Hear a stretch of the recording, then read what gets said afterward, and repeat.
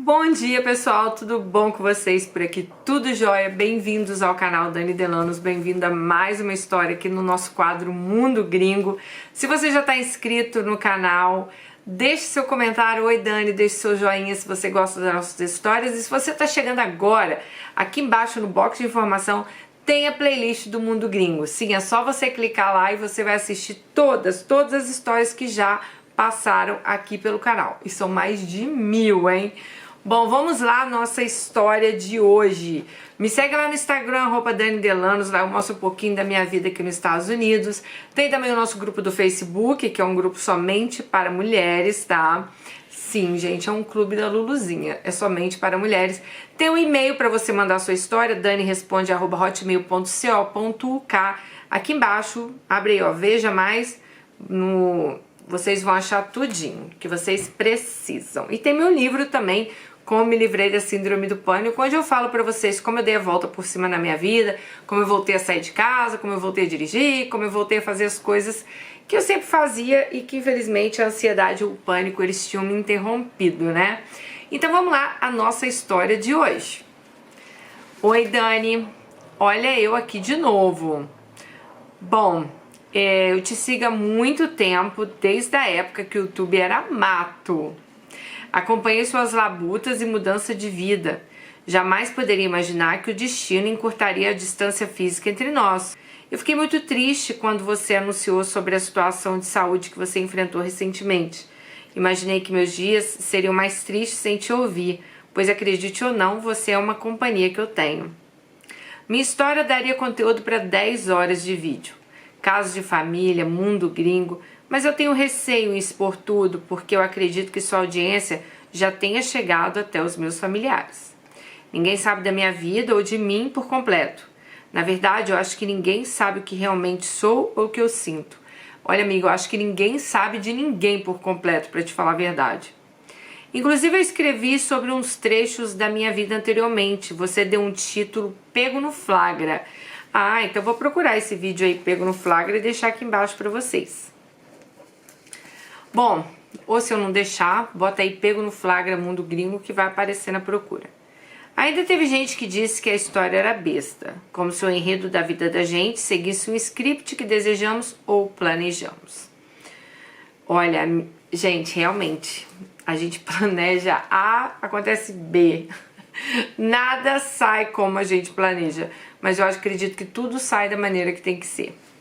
Bom, vamos lá, então. Os motivos que me levaram a sair do Brasil foi o meu meio familiar. Eu fui muito hostilizada, humilhada e psicologicamente abusada pelos meus familiares desde um evento que me ocorreu na adolescência. Uma das melhores sensações que tive na vida foi olhar pela janela do avião e perceber que eu estava longe. Depois de um tempo, me questionei sobre esse sentimento e até me sentia mal por isso. Mas hoje eu tenho consciência de que isso não foi um sentimento compulsório. Faz anos que eu estou fora e eu não sinto falta de ninguém, literalmente de ninguém. Acho que eles também não sentem falta de mim, pois nunca houve tentativa ou interesse de contato. Consequentemente, eu cortei contato por completo com a minha família. Eu não sei como eles estão e eles também não sabem sobre mim. Com o tempo eu aprendi a não chorar, mas às vezes é inevitável. Eu lembro da minha mãe, entala minha garganta, dá uma falta de ar e aí vem as lágrimas. Choro descontroladamente no banho. Não houve uma semana sequer que isso não tenha acontecido desde que fui embora da casa dela. Não tenho nenhuma memória afetiva dela. O que mais me dói é ela não se importar em saber sobre mim e nem querer saber como eu estou. Até hoje ela sabe que eu estou sozinha em terras estrangeiras. Até onde, né? E eu fico pensando, será que ela não pensa se eu passo dificuldade, se eu passo frio, se eu passo fome, se eu estou sendo abusada? Ela sabe que eu não tenho rede de apoio aqui. A sensação de solidão e tristeza às vezes me invade de uma forma que nem tenho como explicar. Deve ser complicado, né? Enfim, no meio disso tudo, casei. Eu não casei por amor, eu casei por necessidade. Uma necessidade chamada legalização. Mesmo não amando o cara com quem eu casei, eu tentei fazer que desse certo desde o começo. Fiz o que pude, enquanto estava ao meu alcance. Conta conjunta, planejei abrir casa, contudo ele não foi recíproco comigo.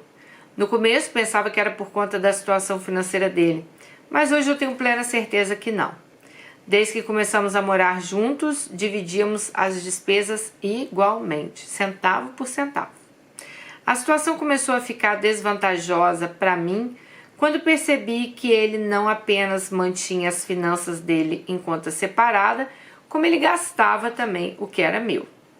Desde então, decidi manter minhas finanças. A situação começou a ficar desvantajosa para mim quando eu percebi que ele não apenas mantinha as finanças dele, como ele também gastava o meu. Desde então, decidi manter minhas finanças separadas, graças a Deus. Nossa vida sexual nunca foi satisfatória. Logo no começo, a gente fazia, ia pra cama assim a cada 15 dias. Até que isso passou por uma vez por mês. E hoje, talvez tenha um ano que a gente tenha tido a nossa última relação juntos. No começo, eu procurava e tentava, mas sempre rejeitado. Quando tentei consertar, perguntando ele o porquê de não querer ir pra cama comigo, ele alegou que eu cheirava mal nas minhas partes íntimas. Eu fiquei muito preocupada e envergonhada, porque eu nunca tinha ouvido falar isso antes e não tinha percebido qualquer aturação. Então fui até 3 ginecologistas, fiz até colposcopia, e meus exames apontaram que eu estava maravilhosamente saudável. Inconformada, eu disse ao médico que o motivo do meu desespero era a queixa do meu marido. O médico recomendou que eu fizesse terapia de casal, pois eu não tinha problema nenhum. Foi quando a ficha de que talvez ele não fosse sexualmente atraído por mim me caiu. E isso mexeu muito com a minha autoestima. Eu me achava feia, gorda, desinteressante, mas mesmo assim eu levava a relação, porque ele era o único a única rede de apoio que ela tinha, né? Já que os pais dela, ninguém falava com ela. Bom, eu estava sozinha no mundo. Sem contar o sentimento de gratidão que eu sempre terei com ele por ele ter me legalizado aqui. De alguma forma, eu pensava que ele me ampararia em casos de emergência, que ele me daria um suporte aos meus planos. Bom, a pandemia veio e tudo que era ruim ficou mais acentuado. Eu fiquei desempregada. Graças a Deus ele se manteve empregado. Contudo, eu tive que contribuir da mesma forma em casa como eu estivesse trabalhando. A minha sorte é que mantemos contas separadas e eu sou muito econômica. Eu passei um grande sufoco. Detalhe, o salário dele, depois das taxas e tudo, era o triplo do meu. A gota d'água mesmo foi quando o governo americano mandou um auxílio emergencial e ele manteve a parcela que se designava a mim para ele. A questão, gente, não era o dinheiro, mas o egoísmo dele, sabendo que ela estava desempregada, né? Bom, deixa eu só explicar isso aqui então. Isso aqui, gente, ela tá nos Estados Unidos, tá?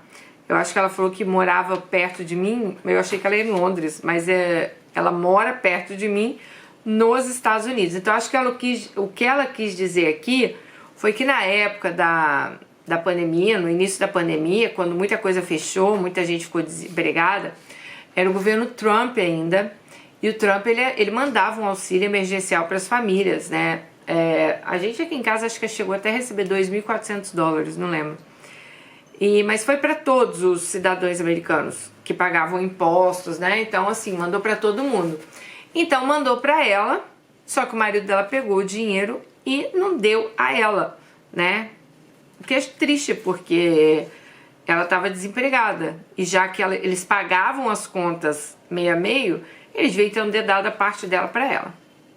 Bom, gente, eu estava desempregada e eu ainda contribuía igualmente nas despesas da casa. Eu limpava, cozinhava, não tinha renda. Falando nisso, só as despesas que são compartilhadas, pois o serviço doméstico só eu que faço. Cheguei a conversar com ele, mas entrou por um ouvido e saiu pelo outro. Eu não sou do tipo de discutir ou brigar.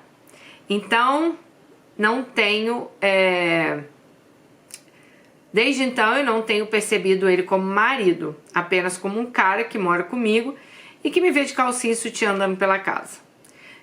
Eu tenho ele como um colega de quarto. Quando eu paro para pensar que ele nunca me deu um anel de casamento, na verdade, ele me levou numa joalheria, para que eu comprasse do meu próprio bolso meu próprio anel de casamento com o meu salário de subemprego aqui. Ele nunca foi provedor, nunca me protegeu, ele não suporta meus sonhos e desejos, ele nunca me agradou sexualmente e é suvina comigo. Tento sentir raiva dele, mas eu acho que a gratidão que eu sinto por ele fica maior que tudo isso. Eu sou uma mulher jovem, como qualquer outra eu tenho desejos. A última vez que eu lembro que eu beijei com vontade foi em 2011. Bem, tinha sido em 2011 até junho do ano passado. Não que isso justifique, mas desde o episódio do auxílio emergencial, eu não me senti na obrigação de ser devota a uma pessoa que está pouco se lixando para mim. Por isso voltei a estudar, já que eu estava desempregada e tinha tempo. Abri um perfil no site de namoro. Gente, eu jamais pensei que eu poderia conhecer alguém dali, mas conheci. No site, as fotos do rapaz não tinham me atraído de maneira nenhuma, mas acho que eu estava tão carente afetivamente que acabei passando meu telefone para ele. Fomos para o WhatsApp e depois de uns dias fizemos uma chamada de vídeo. Na chamada de vídeo eu achei ele horrível e pensei, nunca que eu vou sair com esse cara. Mas a língua fala, né? Depois de 10 dias eu estava dando um beijo de cinema no feinho. Eu amei o beijo e a mão boba dele. Nos encontramos 3 vezes num parque.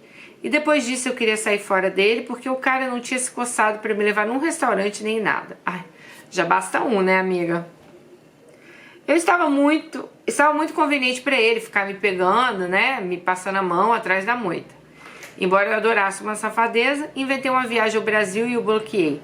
Mas ele me mandava mensagem todos os dias. Depois de 5 semanas, o desbloqueei e o encontrei de novo, num parque. Ai, meu Deus, como eu sou trouxa. Desde o 4º encontro, ele tinha parado com a mão boba. O que eu não apreciei muito, porque eu estava amando aquela, né? No 5º encontro, em meio de abraços e beijos calorosos, ele disse que me amava ao pé do ouvido. Quando pedi para que ele repetisse para ter certeza de que tinha ouvido certo, ele não quis continuar a me beijar. No caminho de volta, fiquei bastante pensativa e disse, poxa, tô casada ainda, né? Eu me sentia muito bem com o feinho. O cara não era um dos melhores, mas a pegada, o beijo, o porte físico era tudo. Mas mesmo assim eu queria sair fora porque eu tinha acabado de voltar a estudar e eu não poderia sair de casa para pagar as despesas sozinha. Eu precisava continuar dividindo as despesas. E além do mais, ele tinha dado alguns sinais, então eu queria sair fora. Minha intenção era só uns pegas e tchau, mas o cara grudou igual um chiclete e eu fiquei envolvida. Eu adorava a atenção que eu estava recebendo dele. Quando eu vi, eu estava caidinha por ele e com um elefante de culpa nos ombros, por não revelar que eu era casada e por me manter extremamente secreta quanto à minha rede de amigos e família, que aliás nem existe, né? Sei que no meio disso tudo decidi passar uma tarde na casa dele. E não fui lá para assistir Netflix, não. Fui com a intenção de ir para a cama com ele. Uma vez que eu estava apaixonada por ele. Olha que decepção. Cheguei lá às 2 da tarde, saí às 7 da noite. O cara me serviu um copo de água nesse intervalo. O desempenho sexual dele foi terrível. Além de disfusão eretil, ele tinha ejaculação precoce. Precoce mesmo. Tive que suplicar um oral e quando recebi não foi bom. E para fechar com chave de ouro, ele meio que me expulsou da casa dele, dizendo que estava ficando tarde, às 7 da noite. Para um bom entendedor, um pingo é letra. Levantei do sofá na mesma hora quando ouvi isso. Certamente eu não tinha planos de dormir lá. Mas pensei que fôssemos jantar juntos, fazer alguma coisa, né? Bom, me despedi com um beijo e saí de lá sorrindo. Ele ficou um pouco encabulado e pediu para que eu ficasse, mas era tarde demais. Quando cheguei na esquina, comecei a chorar. Me senti uma burra. Eu não diria que foi usada, pois eu queria ficar com ele. Mas eu me senti a pior pessoa da face da terra. Uma vez nos falamos no telefone, ele me pediu desculpa e pediu que eu voltasse na casa dele. Pensei, pra quê? Pra passar fome, né? Fiquei chateada, sabe? Pensei em conversar com ele, mas cheguei à conclusão de que seria loucura e totalmente desnecessário. Era só putaria que eu queria. Eu dei liberdade para que ele me tratasse daquele jeito. acho que eu tinha facilitado demais. É foda, né, gente? Porque, assim, aí vocês vão falar, mas Dani, a menina é casada. Ela é extremamente carente, vocês viram aí como que é a vida dela com o marido dela. Aí ela vai e se envolve com um cara, sei lá. Talvez o cara estivesse ajudando aí a autoestima dela a melhorar. Não defendendo, tá? Porque vocês vão falar assim, quando é um homem que trai, a Dani não defende. Não é, tá errado, né? Mas tô falando aqui na situação dela. O casamento dela é uma bosta também, pelo que vocês viram aqui, né? E acabar acontecendo, dela se envolver com outra pessoa. É igual eu falo, o primeiro, quando você tá carente, o primeiro que te olha, ai que você tá linda, pronto, já é um pulo, né? Pra você achar, nossa, olha lá, encontrei o cara, né, que tá me dando valor. Às vezes nem é isso, igual esse aqui. E, puta merda, você ir pra casa do cara, passar o dia lá, o cara te oferecer um copo de água, tipo, ele não tem a decência nem de falar assim, não, vou receber ela aqui, deixa eu comprar umas coisas, né, uns petiscos. Eu acho que isso tudo é cuidado, sabe, gente? E, bom, o marido dela nem se fala, né? Daqui a pouco a gente vai comentar dele.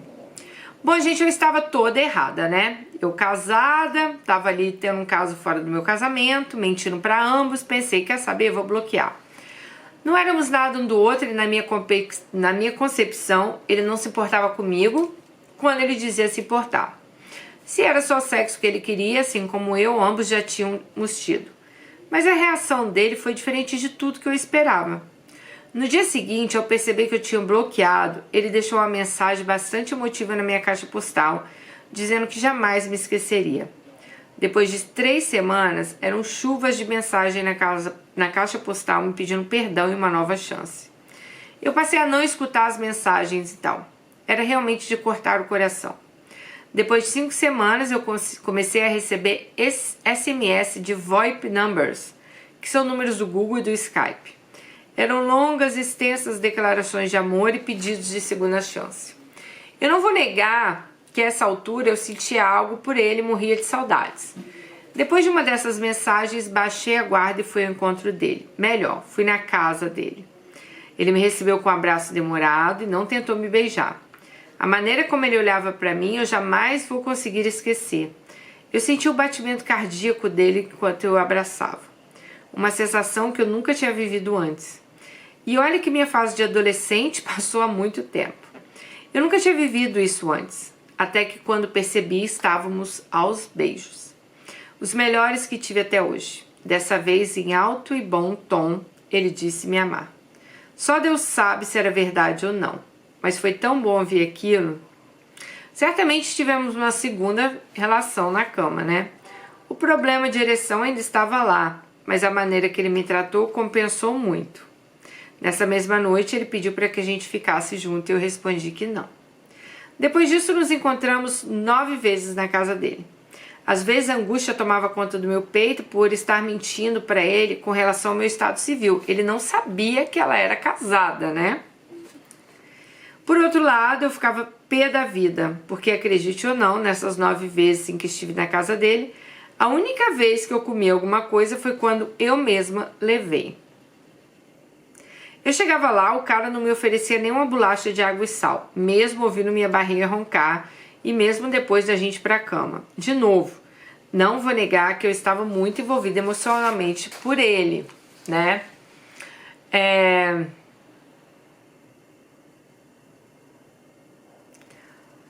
Ela disse que com certeza foi por causa da carência afetiva, abstinência sexual e abstinência afetiva também que ela sentia lá pelo marido dela. Mas decidi colocar um ponto final em dezembro de 2020, uma semana após ter recebido minha cidadania.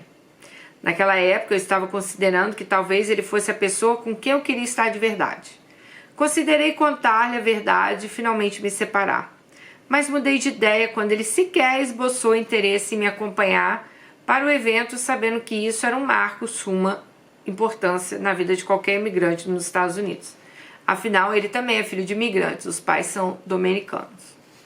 E ele sabe da importância disso. Na cerimônia de naturalização, o orador dizia para agradecermos aos nossos entes queridos que nos fizeram chegar até ali e estavam lá nos apoiando. Na minha mente só tinha meu marido, no meu coração minha mãe e nos meus desejos o feinho.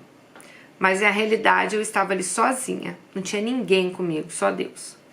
O feinho não largou o osso tão fácil não. Tivemos discussões, onde eu expunha toda a falta de apreciação dele comigo.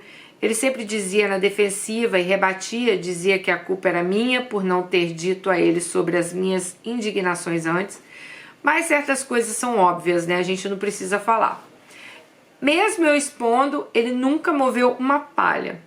Percebi que ele estava fazendo hora com a minha cara. Quase troquei de número de telefone, mas achei que seria muito abuso, pois na época eu estava procurando emprego e tinha conta de banco, várias coisas atreladas ao telefone dela. Então, pô, ela ia trocar de telefone só por causa do feio, né? Por isso mantive e mantenho meu número, mas instalei um aplicativo que bloqueia VoIP numbers e bloqueei definitivamente o feinho. Bom, vai fazer 7 meses que não nos falamos. Vira e mexe eu recebo ligações como privadas ou número desconhecido. Tenho certeza que são dele, mas não atendo. Às vezes eu me sinto culpada e muito mal porque penso que brinquei com os sentimentos dele. Mas às vezes me sinto uma trouxa por me sentir assim, porque o cara nunca fez nada pra me agradar. Será que ele realmente gostou de mim? Não sei. Eu sinto saudade dele, mas virei a página. Sei que eu tô errada, mas mesmo que não tivesse, eu quero uma pessoa que se importe comigo, que me ofereça amparo emocional, pois uma das coisas que mais me afeta na minha vida é a falta de amparo. Quanto ao meu marido, decidi que vou me separar. Sei que a cada dia que permaneço é mais difícil. Só o tempo de eu me formar ano que vem. Sei que essa situação não é justa nem para ele nem para mim, mas é melhor. Até o momento eu não me sinto culpada por tê-lo traído não, pois como eu disse anteriormente, não vejo como marido, não consigo nem imaginar eu tendo uma relação com ele. Essa semana tentei conversar sobre a separação, mas a reação dele doeu em mim. Está conveniente para nós dois. Eu não quero mal dele. Ele foi tudo de melhor que poderia ter acontecido na minha vida. Mas não dá para continuar vivendo assim. Sei que haverá muito julgamento das pessoas dizendo que não presto por ter traído meu marido. Eu lido com essa questão todos os dias e admito que trair é um desvio de caráter. Mas isso foi mais que necessário para eu me sentir mulher. Sou outra desde então. E quanto a ter relações cortadas com a minha família, não foi uma escolha minha, mas sim deles, pois eu sempre fui rejeitada desde que nasci. Talvez com o tempo, inspiração e coragem, eu escrevo essa história também. Um beijo para você também, Alice. Olha, várias coisas aqui na sua história, né? Vamos começar aí. Você começou pela rejeição da família. Família, infelizmente, a gente não escolhe, né? A gente nasce nela. Você não entra em detalhes assim profundos sobre a sua mãe, né? Sobre tudo. Mas a gente tem várias histórias aqui no canal sobre mães narcisistas, né?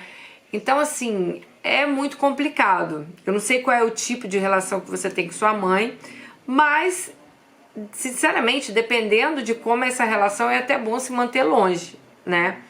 Para que você não sofra mais. Só que eu também sei que você se manter longe, você acaba se sentindo muito sozinha, né? Eu, por exemplo, vocês sabem aqui no canal, eu perdi os meus pais. Tem muitos anos já. E é muito ruim ter essa sensação de que não tem ninguém pela gente, né? Eu acho que talvez por isso que eu sou muito ligada ao meu irmão, muito ligada aos meus filhos, que são o meu marido, porque são a minha família, né? Mas é muito ruim a gente ter aquela sensação assim, nossa, não tenho ninguém aqui. E pra você deve ser pior ainda, porque você sabe que eles estão vivos, né? No meu caso, não tem o que fazer, né? Os meus pais estão mortos. Mas no seu caso, eles estão vivos. E eu imagino que deve ser muito triste para você ter essa sensação de se sentir sozinha, deles não te procurarem. Talvez você também, né, não procurou. É o que eu disse, você não entrou muito em detalhes, então não tem como a gente falar que, acho que você deveria procurar ou acho que não deveria procurar, que eu acho que isso aí tem que partir de você, né? Bom, sobre o casamento, infelizmente, né, casamentos acabam. E o seu, pelo visto, já acabou faz tempo.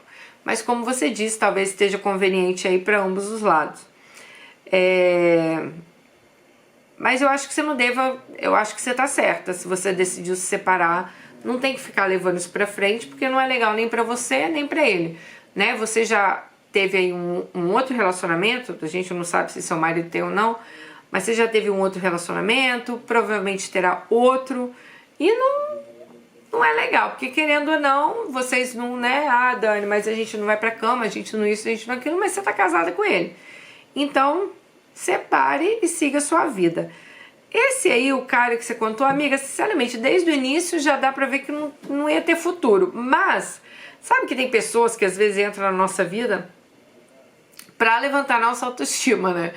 Então eu acho que no seu caso, o feinho aí apareceu na sua vida pra levantar sua autoestima, de repente pra fazer com que você se sentisse novamente desejada e que de repente acendesse essa luz em você e falasse, cara, eu não preciso estar com uma pessoa que, né, fala que, pelo amor de Deus, que eu cheiro mal nas minhas partes íntimas. Eu não preciso estar com uma pessoa que me despreza, que não me beija, que não me toca, né?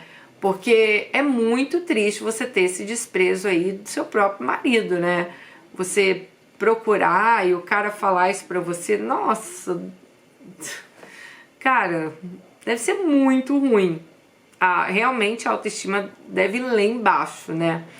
Então eu espero de coração mesmo aí que você... Bom, já tem um tempinho que você me mandou esse e-mail, mas eu espero de coração aí que talvez você já esteja se formando, né? Que você consiga aí tocar a sua vida pra frente. E lembre-se, né, amiga? A gente tá aqui nesse mundo é pra ser feliz, né? Também não dá pra ficar empurrando tudo com a barriga, sabe? Empurrando todas as situações com a barriga. Eu acho que chega uma hora que a gente também tem que se falar, peraí, vou tomar as rédeas da minha vida. Ok, que o cara aí, né... Você mora com ele, divide despesa, mas, cara, pra dividir despesa com um homem desse, prefiro você arrumar uma roommate aí e dividir despesa com ela, né? Que eu acho que vai ser bem mais fun, vai ser bem melhor, entendeu? Tá bom?